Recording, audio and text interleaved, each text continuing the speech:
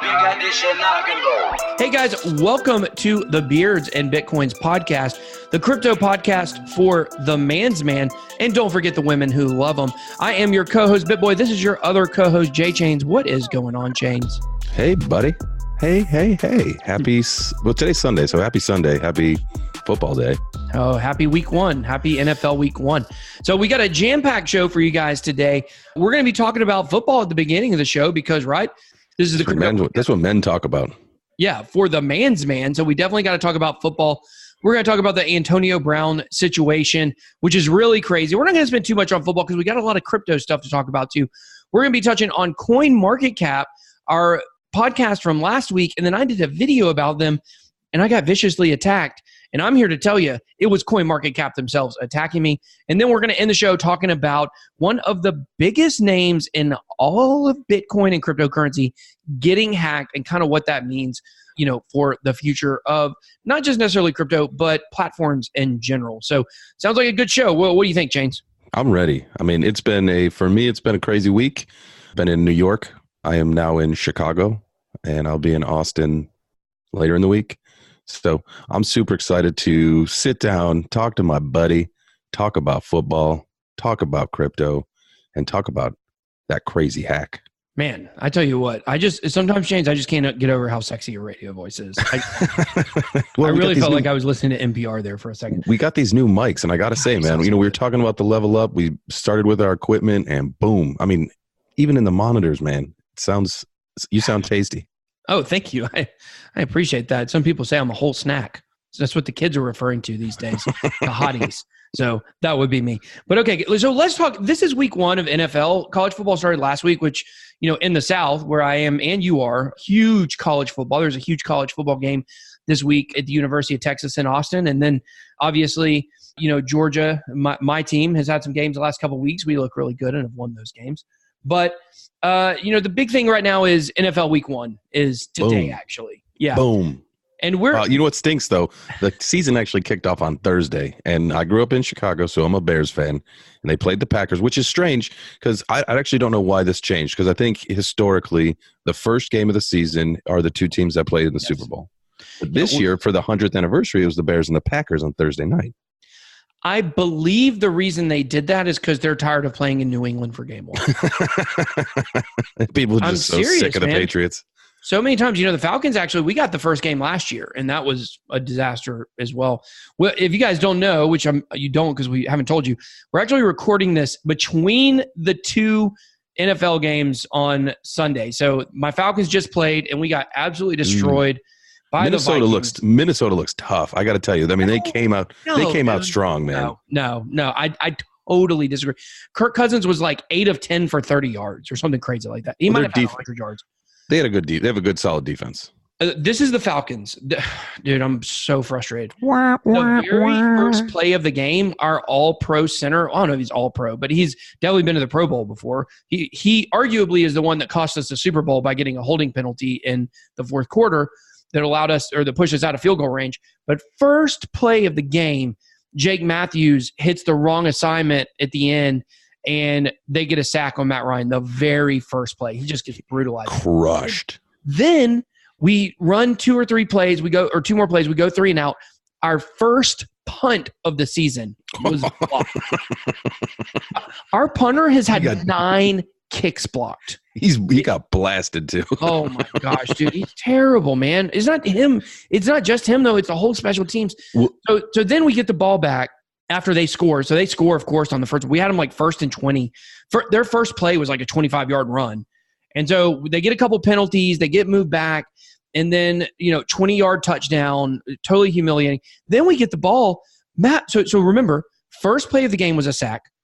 First punt of the season was blocked. Then Matt Ryan's first pass of the year was intercepted.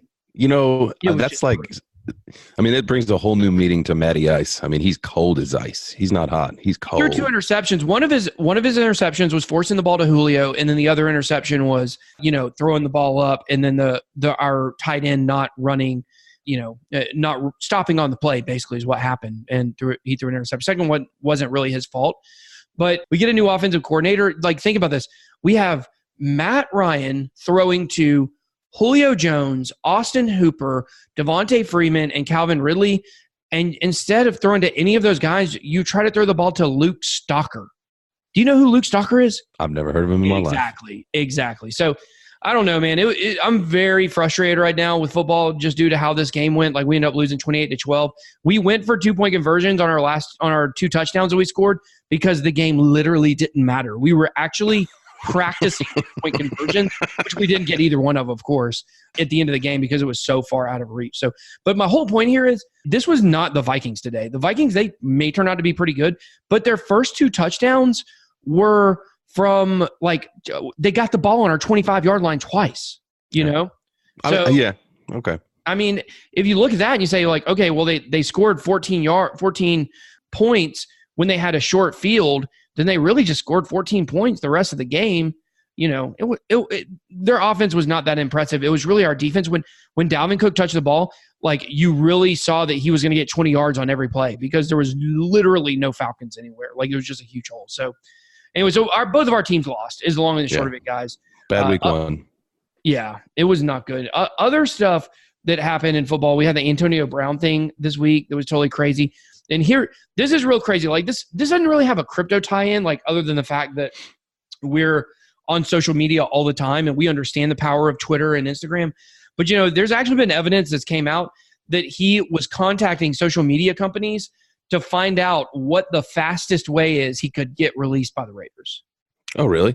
Yeah. See, now, originally, I thought when these things started to come out, we took the hot air balloon to camp or whatever it was, and then he punched the coach or whatever. I actually thought that a lot of this was going to be just publicity for, kind of pumping the Vegas. Yeah. Just coming to Vegas. Or, Hard Knocks. Yeah, they were the Raiders have been on Hard Knocks this year. Oh, okay. I didn't know that. Yeah. So I thought it was all just publicity stunt stuff, to promote that. And then, or really, I thought it was to promote, the move to Vegas next year. But then, once he gets released, then you're like, shoot, man, this guy just, what was it, $34 or a $25 million contract or something like that? He had $29 million voided. So he forced himself out of, so a lot of people are saying this is the conspiracy, that his plan the entire time was to get to the Patriots. It was his plan the entire time. Why do you want to be there? To play with Tommy? Yeah, to play with Tommy. He's good. Tommy. I hate the Patriots. Well, the Steelers could never beat him. So Antonio Brown wants a ring. So he forced himself. Basically, he forced a trade from the Steelers to the Raiders, knowing that he was going to do everything possible to get cut by the Raiders before the season started, so then he could go to the Patriots, because the Steelers would have never traded him to the Patriots. Right. So that's their big rival. Yeah, and he was it because of conduct? Is that why he had to sit out the first game, regardless of what team he was on? Yeah. Well, dude, it's so crazy. Well, here's all the stuff that went on with him in the offseason. First thing is, he, in a hyperbaric chamber, he got frostbite on his feet, so he couldn't play the first few practices. Then, see, this is where it really gets to where you're like, you know what? There might be something to this conspiracy. This really might have been his plan the whole time. The helmet thing, okay? They wanted him. His helmet that he used to wear with the Steelers is now outlawed in the NFL because it doesn't meet safety requirements, which I actually sell football helmets in another business I have, so I know a lot about football helmets. It was just like a regular shut helmet, which is not a high-level helmet at all that he had. And so he's going to a much better helmet, like either Riddell Speed Pro, or they have this new one called the Shut F7 Vengeance helmet, which is really sweet. It's like a F7, and then they also have the ones that most players wear that you see in the NFL. It's got kind of a little octagon-looking cutout on the front side of it. That's called a Speed Flex. So that's a Riddell Speed Flex. And so they're wanting him to move to one of these better helmets, and he was like, no, I want my old helmet. The old helmet's crappy. I don't understand why he wanted it so much. It makes sense that he just cooked the whole thing up to cause drama to be able to eventually get released. So that was the first part of the drama.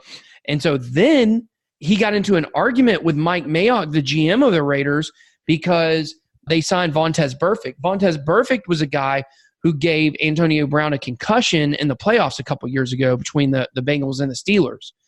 And so he flipped out on Mike Mayock, their GM, and he called him a cracker. He literally called Mike Mayock a cracker. And that was the thing that got him suspended. And then he thought that was going to get him cut, and it didn't. So then he started making all these videos about how he wants to get released. he orchestrated this. It's really crazy. It's a dangerous precedent, you know, and it's the power of social media, you know. Yeah. Social media is really, really what made this happen. So, and I got him on my fantasy team. Oh, so you didn't, well, I'm sure you didn't miss him this week because he didn't play. Right. But so will he suit up next week with the Patriots? I mean, how do you learn a whole offense in a week? At least by week 3. He'll be playing by week 3. I don't know if he'll play next week because the Patriots are actually like a little more conservative about starting new players, you know? Mm-hmm. Right. So I don't know. We'll just have to see. So obviously we've talked football in this crypto podcast for a while now. And some of you guys may not be interested in football, but it's week 1. This is like a holiday here in America. We love football here. We call it real football, of course. Yeah, so, man football. How's your fantasy team doing? Not good. Well, Antonio Brown being out really hurt my fantasy team. And then I had Aaron Jones on both my teams. So I have a Bitboy Crypto Fantasy League. Had Aaron Jones in both my leagues. He had a bad night against the Bears, who have a good run defense. So I'm really not looking at winning either one of my fantasy games in week 1. I'm kind of like the Falcons. I'm just packing it in and then hoping to start fresh. Practice. We talking practice? So, yeah, that's kind of my plan for fantasy football. To be honest with you, I'm really not that good at fantasy football. It's hard for me to watch a football game and cheer for individual players. It's tough. Well, that's why you got to get the red zone. I mean, the red zone is incredible. Well, I have it. I have the red zone. I have the NFL package. I got the whole thing. But my thing is like, I would rather watch, like, if, let's say I had, not Patrick Mahomes, I'm trying to think of a bad team. Like, let's say I had Jacoby Brissett, that was my quarterback from the Colts, which nobody has him. But, like, let's say I had him, and they were playing the Jaguars, and I had Leonard Fournette. Like, I'm not going to watch the Jaguars versus the Colts because of some players, like, getting me stats, because the game's going to be terrible. Like, I watch the games because I care about what happens to my team and the hierarchy of what teams are making the playoffs. Like, if Alvin Kamara is on my fantasy team, I hate the Saints. I'm going to still cheer against him. I would pick him because he's a good pick, but I would never be like, oh man, I hope he gets 200 yards today. I hope the Saints lose every single game. So like, I'm too much of a fan, I think, for fantasy football, if that makes sense. Yeah, that makes a lot of sense. Yeah. It does make sense. So dude, I don't do that great with fantasy football. I want a league, for a crypto league, you know, where we all put in Bitcoin. We actually have it on Celsius, so it's earning interest throughout the season, which is pretty cool. So we've already made like an extra 30 or 40 bucks on it, on the kitty, on the prize kitty. But I'm not too hopeful that I'm going to be the one. That I love football more than anything, but I'm just not great at fantasy football. I just care more about the individual teams and the stories and stuff like that. So, but that's enough football. Let's move on to talking about, speaking of attacking and speaking of like really going head to head, let's talk about CoinMarketCap for a little bit. Man, you've got, I can't wait for you to tell this story to people. You know, if you've been following anything that we're putting out on social media, I mean, we're just head over whatever the expression is. Just CoinMarketCap sucks. Yeah. That's what I got to say. And they have attacked me this week. And so, you know, it's very interesting what happened. So let me go ahead. I'm going to share, if you guys are watching on my channel, then you guys will get to see this.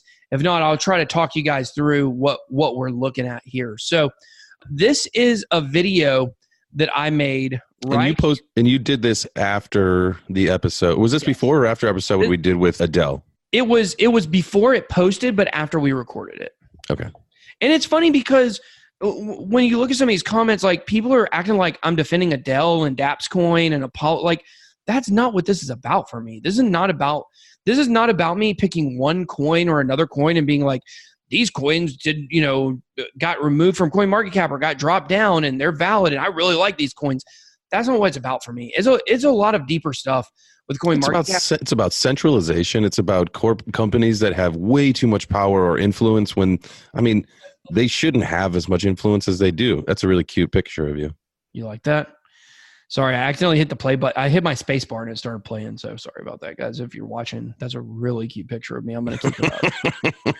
I'm going to keep it up for sure. But yeah, so anyways, the long and the short here is I made a video called How to Use CoinMarketCap.com in 2019. And it really was just me dogging CoinMarketCap. So the video, basically I start out and I'm like, hey guys, I'm going to show you guys the best way to use CoinMarketCap in 2019. This is a really crazy way to use it that you've never thought of before. And so then what I do is I I go through, I show some of the different settings in CoinMarketCap, and I'm like, okay, now what you got to do is go all the way up to the top left-hand corner. For a Mac, all of a sudden, that means that the X is going to pop up, the X to close the window or the green to maximize the window. And I said, all you got to do is see this red X, now click it and close CoinMarketCap because that site absolutely sucks. And so basically what I did is I made a video talking about how I don't think people realize this. CoinMarketCap is the number one site in cryptocurrency. It's the number one site. Over Binance, over everything. It was actually, this is interesting. I found this out in my research because some of these people that attacked me in this video said, you did no research. I did plenty of research on this. There was a time in 2017 where CoinMarketCap.com was just outside of the top 100 for every site in the world. It was sitting at, I believe, 114. Like encompassing like everything, whether it's technology, sports, whatever. Facebook, ESPN, eBay, Craigslist, Pornhub, YouTube, Google, Twitter. I mean, those are all top 100 sites. Most of those I named were in the top, or top 10 to 20 sites, but they were right outside the top 100 out of all web traffic, which was absolutely insane. That's nutty. Yeah, they make 20, now they're around 350. They make 20 to 30 million dollars a year in advertising. Isn't it some crazy thing where it's like two dudes in an apartment or something like that? Well, this is what I got attacked for. A lot of people in the comments were saying that, it was very irresponsible for me to say that it was a guy in an apartment. But the long and short of it is there was an article written in 2018, just last year, that showed that the apartment building of the founder and owner, creator, CEO, whatever you want to call him, the main guy in charge, his name is Brandon Chez, Chez, that it was registered to an apartment building. And it's a Wall Street Journal article. Somebody told me, somebody was like, and we're going to look at some of these comments in a minute, but they said, oh yeah, you're obviously shilling this, like you wrote this article. And literally in the video, I say, this was posted to CoinMarketCap, this was posted by the Wall Street Journal in 2018. Like I literally said that. So anyways, and a lot of people don't know this, is that CoinMarketCap actually caused the bear market. Now, it was going to happen. It was going to happen eventually, right? The alt run that we had in 2017 to 2018, early 2018, January, it wasn't going to last. But you can actually trace the bear market beginning back to one day, okay? One day, CoinMarketCap decided that they were going to remove all of the Korean exchange data from its website just like they just did, without telling anybody. They'll write a blog afterwards and explain what they did after they do it. But it's almost criminal, really, what they did. Yeah, it's crazy. If you're the number one site for research data for any sector, cryptocurrency included, it would be like if TD Ameritrade or NASDAQ or one of these companies, ICE, the company behind the New York Stock Exchange, if they made some huge change, it would be like if the stock market dropped, 10% due to a change that they made without telling anybody. Like that would almost be a criminal offense. Oh, absolutely. The SEC would probably come to them so fast. Exactly. Yeah. But see, CoinMarketCap is not a regulated thing. It's basically just like we were talking about in the last video. Like it may not be two dudes in a basement. They say they have 40 employees now, but I think they're decentralized. I don't think all 40 of those people actually, well, and when I say decentralized, I mean the structure of the company is. So I don't think all of those 40 people actually work there. And so I don't know, maybe it is still in the apartment, but they're saying it's not. So I'm going to trust them. It's not an apartment. They actually have an office building somewhere, but it is just kind of it's become more professional. But what happened that day when they removed the Korean data from the Korean exchange data is that the market panicked. Do you know how much money was lost on the markets in one day due to CoinMarketCap? Wasn't it like 200 billion or something like that? $100 billion. Which 100 billion. Yeah, right now is like 30% of the entire market. Yeah. Nuts. I mean, that's just to have the bottom drop out like that because of one site. Yeah. Man, that's nutty. That's centralized right there. Oh, 100%. But I mean, CoinMarketCap is they're not trying to be, how can you really have a decentralized coin research site? You probably can't. That's probably not a real thing. However, as a crypto community, we can do better and use other sites. So I'm no longer using CoinMarketCap. I'm using Coin360. I'm using Live Coin Watch. I'm using mostly CoinGecko now. Also, a lot of people were mentioning one called Coinpaprika, which I've actually never visited before, so I'm going to check that one out too. But I think it's good to have other sources. Yeah. What's that? Yeah, that Coinpaprika is a pretty decent one. I love 360 for like that heat map for how it looks. But I mean, with use of the app and everything, CoinGecko, I think that's a fantastic app. Yeah. So let's talk about them attacking me. So I did this video. Now you guys will notice it has 95 likes on it and 4 dislikes if you go check out the video. Now, at one time, it had about 47 likes and 2 dislikes. And what I'm about to tell you, I don't have screenshots of. So you guys are just going to have to trust me on this. We're not liars. Bitboy, he's a stand-up guy. He wouldn't lie to you. Look, I'm literally standing up right now. Okay. Literally. I would not lie to you. So these numbers are very important because this video went from 47 likes and 2 dislikes to within 2 minutes, 47 likes and 7 dislikes. Okay. Why would that happen? Well, obviously that doesn't make sense. Like that, all of a sudden 47 people would like it and 2 people would dislike it. And then the next 5 in a row that would come in would dislike it. The odds of that happening are very small. CoinMarketCap, whether it came from the top or whether it came from, their office, they got a hold of this. I tagged them on Twitter. So I'm sure CoinMarketCap saw this video, and I don't know if they have a marketing team. I don't know if it's a tiered system, but there's definitely a group of people who came after me. Now, you're looking now and it's 95 and 4. Well, the reason this is because after I called them out for this, the next minute, 5 of those dislikes were gone. So these 2, the extra 2 dislikes here, they're legit. Like, they're people that didn't like my video. That's great. They're probably other YouTubers. That's who mostly doesn't like videos. But it went from 2 to 7 and then back to 2 after I called them out for it. So obviously, this was a coordinated attack. Now, one thing I say in one of these comments is very true is CoinMarketCap is not a crypto project. So no one owns CoinMarketCap coins. That's not a thing, right? No one has invested in CoinMarketCap other than, I would say, maybe the people that advertise on there. So the question is, who would possibly want to come attack me from the general crypto audience? I mean, it just makes sense. I mean, as a person who, myself would watch a YouTube video or just a general person, if I even were to see that someone said, oh man, someone's, disliked this video as a coordinated attack, and even if it was just me that disliked it, I wouldn't go back and undislike it. Right. You know what I mean? Like you said, so it just makes sense what you're saying. Oh yeah. I mean, it definitely was for sure. Oh, I hit the wrong thing there. But, the thing about this is that it was obviously a coordinated attack on me. And I'm going to show you some of these comments here in just a second. So we've established that there's no way that anyone from the larger, greater crypto community, and I want to bring this other thing up real quick. Now, listen, you guys know, Michael Nye, Shill Nye on Twitter. He's a friend of the show. He's been on the show. I like him. I've met him in person several times. We're friends. We get along well. I mean, we're not buddies by any stretch of the imagination.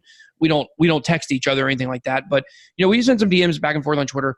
And so I want you guys to know, like, I'm not calling him out for this because I don't know that there's anything sketchy going on with this. But I will say he white knighted CoinMarketCap though. He did white knight CoinMarketCap. So right after, about 2 days after I did this video, he had a post, and he may have never seen my video, but I don't know. Did somebody from CoinMarketCap contact him and say, hey, we're getting a lot of heat or, whatever over the Adele situation, Adele Meyer. But, I don't know. Was it just a coincidence? Like, he just came up with this post. Maybe it was, and I like him and I know him, so I'm going to give him the benefit of the doubt on that. But, he white knighted for them a little bit and said, I don't understand why CoinMarketCap gets so much heat. I was like, well, we've talked about all the reasons why it gets a lot of heat. So let's get down and let's look at some of these comments here that I got. Here is one. I honestly can't. This is Guillermo Fraterso. So we're going to establish the people, right?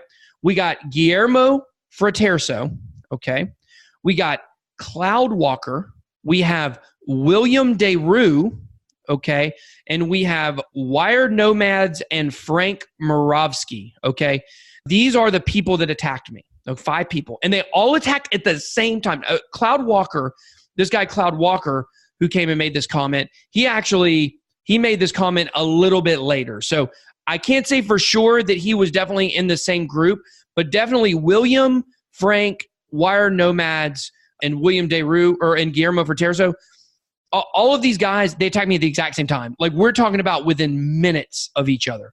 So obviously something coordinated. So let's check out some of these comments. I honestly can't wait to see if you're going to ask Adele Daymeyer if she actually has the guts to get their lawyer asking CMC to remove her coin like you said in her video. So I think I responded. No. Then Cloud Walker says, she's so strange. She hates on CMC because she desperately wants to be ranked high. Did you not see that's what this whole debacle was about? It's about her project being in the top 200. Like, once again, that's not what this is about. This is about CoinMarketCap, a company that's proven to have a huge impact on the market, making changes overnight without telling everyone, and then trying to go on the back end on a blog and then say, oh, this is what we did after we already did it. After people could be in the middle of research for investments, when you make that change, and you have a responsibility to the people that are the users on your site to tell them before you make a big change. Oh, yeah. I mean, especially when you're changing algorithms, when you're going to see a project go from one something down to the thousands. Yeah. You got to put out a memo or something beforehand. You got to just let people know, because this is livelihoods. I mean, people are putting their entire lives into this. You've got investors putting money into it. And yeah, you never should invest more than you're afraid that you can lose. But still, I mean, to do that and to screw people over, I mean, it goes to show that it's not cool. Well, in this one of these comments that we'll get to in a second, it said, oh, well, they put it on. Let me ask you this question, Jay, before I get into that. How many times have you been to CoinMarketCap in your life? In my life, I would definitely say, well, now for me, one of the things when I was working for the exchange back in 2017, 2018 is I was on the project review team. So I had to do a lot of research into projects. So I would definitely say 5,000 to 10,000 times probably. That's the exact number I would put myself on with it. Same thing, 5,000 to 10,000. How many times have you visited their blog? I didn't even know they had a blog. Exactly. So in the comments, they say they put it on their blog. They don't have a responsibility to tell people. This is obviously them defending themselves. It's very clear. Because, I mean, look at all these, I got so many comments on Twitter too, like, well done. Thank you for calling them out. And then I got these few guys that all of a sudden at the same time attack me. So here we go. This is from Cloud Walker. He says, it's clear from your commentary you don't know what you're talking about. Do you even know the type of analysis that go into aggregating data? I know that if you make a change to the way you're doing it, you should tell people. All watchers here, I suggest you not consume ill-informed content from a guy who sounds jealous and angry and just wants to shake his fist at an institution. I'm very jealous because I have a coin aggregation site, obviously. Oh, and using CoinMarketCap branding on your thumbnail to get views shows you're a sucker? Come on, man. What is that even about? So I said, and this was my comment here. Yes, I'm so jealous. I could totally be getting hot babes if only I ran a research website out of my apartment. So and then this guy, one of the other guys, he says, dude, if you repeat a lie 1,000 times, it doesn't become true. CMC is not run from an apartment. Do your own research. Why are they so hung up on this? No, because no one knows where it's ran because it's so freaking secretive. Look up Brandon Shez on LinkedIn. You will find out basically zero about this guy. He is the most secretive guy in all of crypto. Can you name another company that's a $20 to $30 million per year company that you can't find any information about the CEO? I would love to see it, honestly. Yeah. So there's a bunch more comments here about this whole thing. But here's another one, though. They actually told everyone through their blog pretty clearly. Once again, we've established we don't know anything about the blog. Most useless 16 minutes of my life. Now, I want you guys who are listening to understand, most comments I got on this video were very favorable. They were very favorable. I'm reading the ones from this few select people here. So, LOL, CoinMarketCap is actually a pretty large team. You can check it on LinkedIn. Go check it out. Go check out the employees. Doesn't say anything about where it is. It's definitely not ran from an apartment. Once again, like they're so focused on that. Once again, the word jealous comes up. I'm pretty sure that all of these people are in the exact same room. So Guillermo says, why don't you tell everyone where you live and what your real name is? My name is Ben Armstrong. I live in Ackworth, Georgia. Come at me, bro. Yeah, dude. I mean, we say this like every week that you're from Atlanta and I'm from Austin. Like, yeah. What? I mean, I don't care if people know who I am. You know, I actually probably, I actually have my face everywhere, unlike Brandon, and I'm still not scared. Come at me if you want to come at me. I'm not scared of anything because I've got a good setup. Come try to hack me. Come on and try. That's what's up. That's what's up. And if you want to fight me, please come show up. I'll meet you halfway. Ooh, that's hey. So let me tell you someone who ain't scared. Come at me, bro. Bitboy. Bitboy don't give up. So, anyways, then I had people attacking me about like, oh, well, you shill everything. I'm like, yeah, hey guys, if you want to do a video on my channel, it's $1,000. But you know what? I turned down 90% of those because I won't do scams. So they try to attack my character. They try to attack what I do. But at the end of the day, you guys remember this. Who is a fanboy of CoinMarketCap? Absolutely no one. This is an orchestrated attack against me. And I don't know if Shill Nye's post, is anything related to this, but CoinMarketCap doesn't have fanboys. No one's invested in CoinMarketCap. Now, if I said something about a coin, I would get attacked like crazy. And that's understandable. But like you said, there's no coin, there's no project. You can't invest in CoinMarketCap. You can only advertise as a project. So to white knight CoinMarketCap, go pound sand. Yeah, go pound sand. So anyways, I just thought it was absolutely hilarious that they tried to attack me. And I mean, this went on for like this thread right here had 8 comments. And here it is. You can see where I said, Ben Armstrong, Accord, Georgia, come at me, bro. That's literally what I said.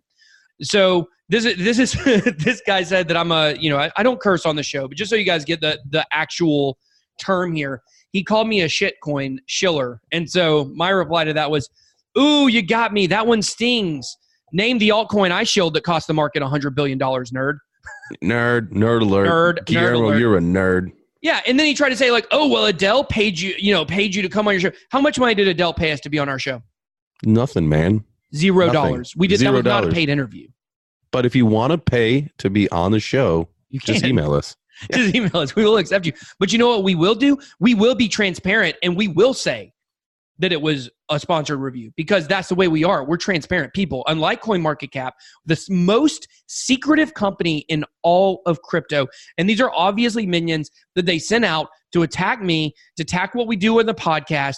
One of them made a reference to the Beards and Bitcoins podcast. So they obviously watched it to know that I mentioned that we would be having that. And it's just ridiculous. And so, I'm making it my personal mission at this point. Obviously, look, I'm one guy. I can't take CoinMarketCap down. I can't do it. But let me tell you, I'm going to do everything in my power to make sure that these other sites and options that people have are out there, out there for everyone to see. So absolutely. It's really frustrating to see this. You know what? I would feel a lot better. Like I would call truce with CoinMarketCap. If CoinMarketCap said, okay, you know what? We did send some people. Those were guys from our office. I'll call truce. If y'all will admit that you guys sent these people here, I'll call truce with you. I'll never say another bad word about you again. I just want to see it. I can't promise that I won't say a bad word about CoinMarketCap, but I just want to hear. I want to hear the honesty. I want to hear it. That'd be good. Maybe if that's the case, if we both got to call a truce, we can. But no. You can keep going. I'm talking about me personally. Good. CoinMarketCap sucks. Hey, this is a Bitboy only deal right here. So yeah. Well, speaking of crazy platforms, definitely we have to talk about what happened with Jack Dorsey. The CEO, in case you're not familiar, Jack is the CEO of Twitter. Yeah. The CEO of Twitter, founder of Twitter, also the founder of Square that runs a Cash App, and he was hacked on Twitter. How in the world does that happen? It's hard to say, man, honestly. It's hard to say. I mean, if like there's one account that you would think that could not, should not, would not get hacked, it'd be Jack's. Absolutely. Like you would think that. You would think that there's no way that the founder could get hacked. And was that diet? Was you sipping on that diet A&W? No, this is actually. I'm not on a diet right now. Oh, I have a big announcement I'm going to make. I'm going to make a big announcement here in a second. But this is actually a brisk sweet tea because we love sweet tea in the South. Mm-hmm. So I do love sweet tea. I'm more of an unsweet tea guy. Have you been to McAllister? You probably love McAllister's tea, don't you? I don't even know if I can talk to you anymore. You're from Chicago, right? Yeah, that's right. Yeah. I mean, you get a pass if you're from the North, but I still think y'all are ridiculous. I don't understand it. I mean, sweet tea is, God's greatest creation, in my opinion. I don't know if he actually he created the sugar and the tea, so he created it. Okay. People from up north will be like, just put some sugar in your tea. No, that's not the way it works, you idiots. I'm sorry.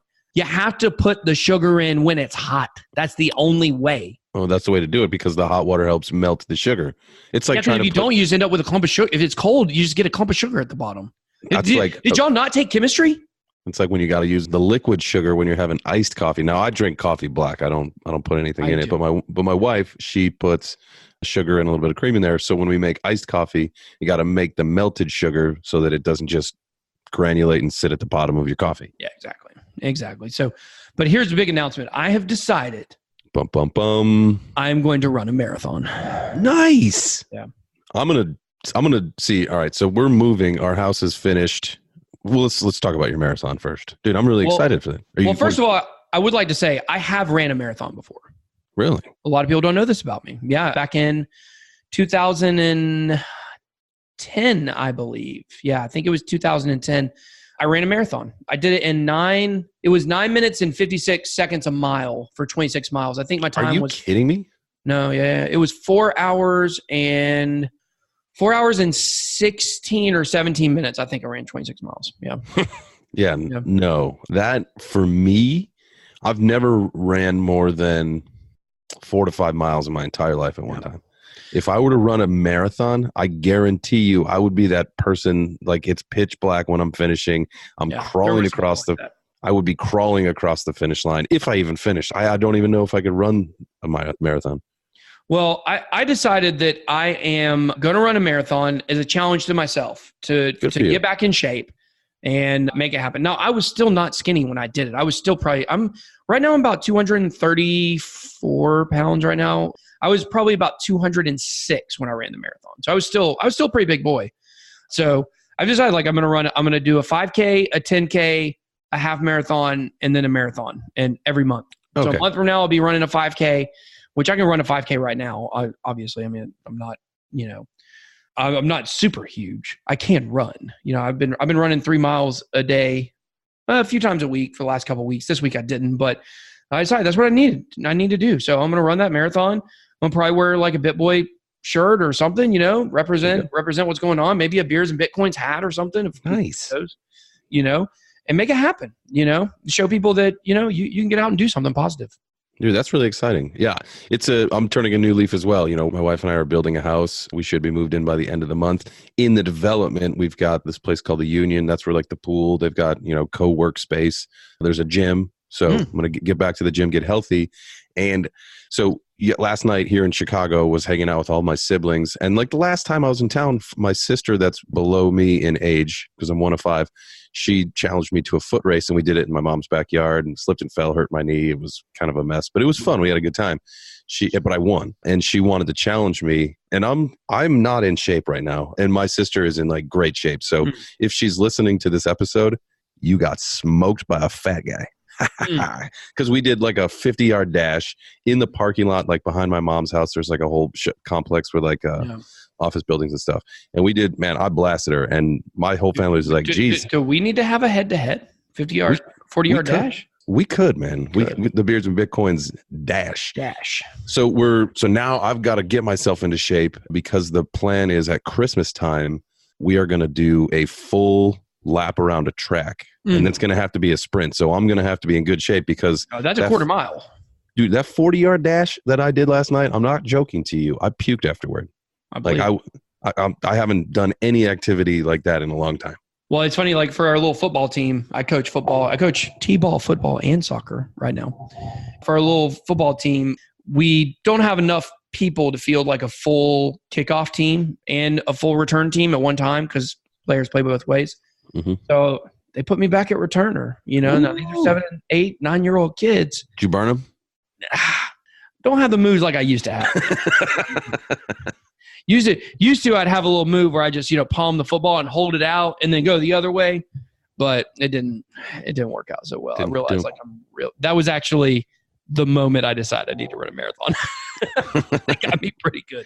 Now they didn't tackle me. I mean, I'm a grown man. They can't tackle me, but they could get you. I had to give up at some point because they were around me like a bunch of freaking angry midgets or something. We may not consider midgets on the show. Well, Short, vertically challenged. But Yeah. so the moral of all of these two stories is that Bitboy and we're going to get in shape, and we are going to start challenging people to foot races all over the country. That's right. All over the country, we're going to do foot races. And if you want to challenge us, good luck, because we're going to be real. Ooh, you know what we should do? We should challenge the staff of CoinMarketCap to a good old-fashioned runoff. If y'all don't want to fight me, because I know y'all a bunch of nerds, and I know that ain't the route y'all like to go, we'll do a foot race. We'll do and you know what we'll do? We'll do an 80s montage. We'll have an 80s montage pumping in the background, Dun, dun, dun, dun, dun, dun. That's right. And I'll bust all of you. And hey, the winner gets CoinMarketCap. Yes, pink slips. That's right. We'll take it. We'll take ownership if we beat y'all in a foot race. we might even have to give y'all nerds a head start. Nerd alert. I find this to be so funny. Anyway, so back to Jack Dorsey getting hacked. Jack Dorsey got hacked. And, the one thing I want to talk about in this, I mean, we're almost out of time here, but the one thing I want to talk about with Jack Dorsey getting hacked is the fact that, the guy that hacked him was a suspended user. And he asked Jack Dorsey to unsuspend his account through the hack. Now, the hacker said some really awful things. It was very racist. I don't want to repeat any of the stuff he said. I don't want to give him any oh, great job for doing this. But the point is, I think some of the people really need to understand is that these big, large, centralized companies, they can jack you up overnight. They can close your account. YouTube can demonetize you. All of these platforms, really, they say that podcasting is the last frontier for being able to actually run your own business. Because with podcasting, you have so many different places you can put your podcast out at, and you actually handle your own advertising. Like, we don't have a boss. There's no boss that we have. You could make an argument You're right. that on YouTube is your boss. I mean, they're the ones that decide whether or not your videos are going to get monetized. They're the ones that decide how much the rates are going to be. They decide everything. But with podcasting, it's a medium at which you're really running your own business and you get to call your own shots. But with YouTube, they can cut you off overnight. You can have a hugely successful Instagram account. Well, we just saw this on Instagram as well, because Instagram is now attacking meme accounts. Some of the absolutely. Some of the largest meme accounts with millions of followers who are making hundreds of thousands of dollars, if not millions of dollars per year on advertising, got totally shut down. Their accounts banned overnight. With any kind of warning, any kind of notice, nothing? Nope, nothing. Just boom. One day their accounts are gone. And, here's the thing. Guess what? The people that were running those accounts, the people that owned those accounts, they probably made a lot of money off memes, and that's cool, whatever. But I'm sure those people at this point, if you're making millions of dollars a year, you have employees working for you too. And boom, account's gone overnight. Now, there might be somebody that was working, doing, graphic design for them or whatever, that was doing that to feed their kids. And now all of a sudden, feed their babies. And all of a sudden now Instagram says, no, your baby's got to starve. And you know what that leads to? That leads to a situation like this hack, where people get suspended and they want to lash out at centralized companies. That the YouTube shooter that went up a few years ago after YouTube demonetized her and shot and injured 3 people at the YouTube headquarters before killing herself. Mm-hmm. That's the collateral damage that comes with centralization. And one thing I've seen after doing a lot of these street videos I've done on my channel and asking people about Bitcoin is that people really don't understand centralization versus decentralization, because it doesn't seem like a thing that you need to worry about until it happens to you. Yeah, that's really interesting. I wonder if that's, a good way to start targeting and spreading mass adoption is like, hey, this is why crypto needs to be here, is because there are these companies that have far too much power. Mm-hmm. And if we can start using different options and services and platforms that are more of a decentralized nature, where you're taking the power away from the big guys and redistributing it, I mean, that could be very beneficial to a lot of industries, a lot of sectors. You know what I mean? Yeah, well, and I think that's the key in America, because when we look around the world at different countries, with the other countries, it's the government that they have to worry about doing this to them. We're kind of fortunate that we're just in a situation where, we're having to worry about companies. But I think some people would probably argue this, and I think there is a valid argument to be made here, but we don't live in a repressive government. Our government, it sucks. It does too much stuff. It's overreaching, but it's not, oppressive. It's not you still can go out and make a living, no matter what. Even if I had nothing, I could go to McDonald's and get a job, and the government isn't going to come in and, whatever, and stop me from doing that. Now I may not be living a glamorous life, but, in America, we really have to, I think this conversation about content creators, because more people are becoming content creators. Like, kids want to grow up as YouTube stars. The kids on my football team, think it's the coolest thing ever that I'm a YouTuber. They're like, oh, you got a YouTube channel? One of the kids, he was like, dude, what's your channel? I was like, Bitboy Crypto. He's like, the next day he came in, he's like, I watched one of your videos. I was like, oh, really cool. He's like, it was kind of boring. I was like, you're not going to understand cryptocurrency. I said, just buy Bitcoin. That's all you need to know. So, but anyways, yeah, I think that's the conversation we got to have with people, is about the power of, centralization, and how these companies are just holding people's livelihoods, in the palm of their hand. No bueno, man. That is no bueno. Are you Spanish? That was my Spanish word for the day. Dude, are you Spanish? No. Do I look Spanish? Name is Spanish. It's Italian. That Spanish Italian is very interesting. Because I didn't know this.